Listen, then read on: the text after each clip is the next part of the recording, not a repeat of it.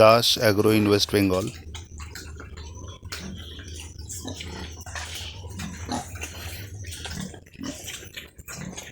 এই যে বাচ্চাগুলো সব 2 মাস বয়স।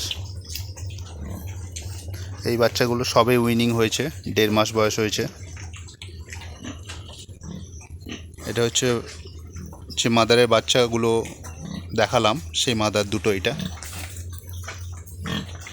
এই যে সামনের মাদারটা, এটার 12খানা বাচ্চা হয়েছিল, 10খানা বাচ্চা বেঁচে আছে, 2খানা বাচ্চা মায়ের পেটের তলায় চাপা পড়ে মারা গেছে।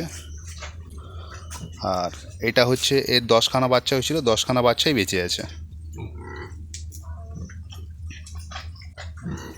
এই যে পাশের যেটা দেখা গেল।